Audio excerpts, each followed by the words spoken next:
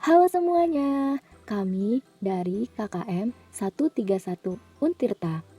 Kami akan memberitahu bagaimana cara membuat hand sanitizer. Yuk kita simak bareng-bareng videonya.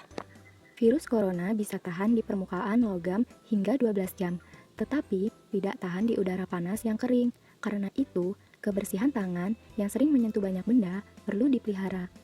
Kebanyakan hand sanitizer terkenal mengandung 60-70% alkohol. Kadar alkohol ini cukup untuk membunuh sebagian besar bakteri dan virus yang ada di tangan. Tetapi, WHO menganjurkan hand sanitizer dengan kandungan etanol, alkohol beratom karbon 2 sebanyak 80% atau kandungan isopropil alkohol atau 2-propanol, alkohol beratom karbon 3 sebanyak 75%. Dengan kadar alkohol setinggi ini, hampir seluruh bakteri dan virus di tangan kita bisa secara efektif dibunuh dalam waktu singkat. National Center for Biotechnology Information (NCBI) menerjemahkan standar WHO untuk hand sanitizer termasuk untuk penanganan virus corona ke dalam dua cara pembuatan di bawah ini.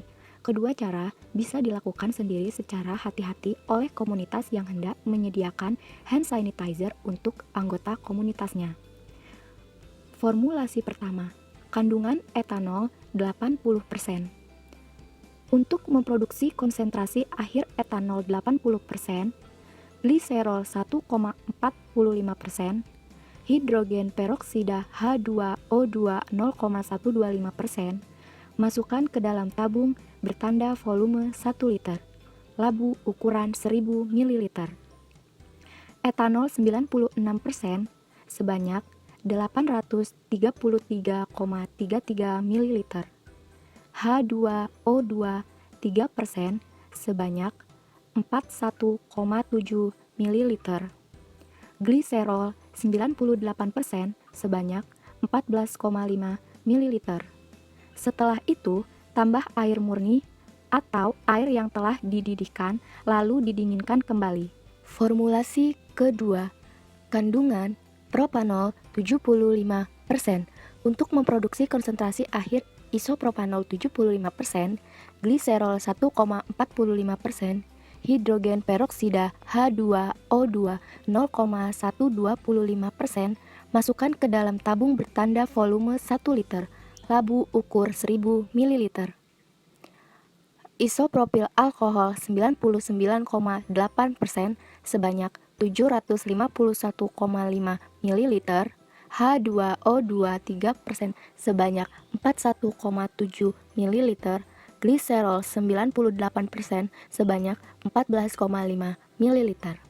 Setelah itu, tambahkan air murni atau air yang telah dididihkan lalu didinginkan kembali hingga volume total tepat 1000 ml.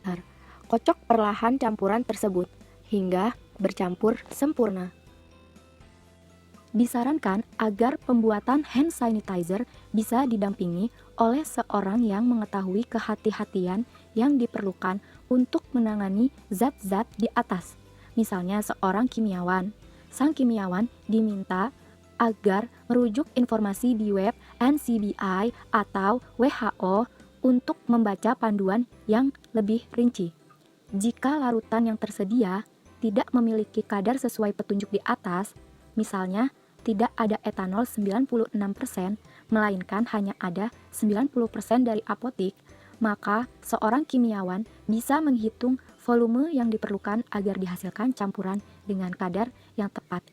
Sekian video pembuatan hand sanitizer.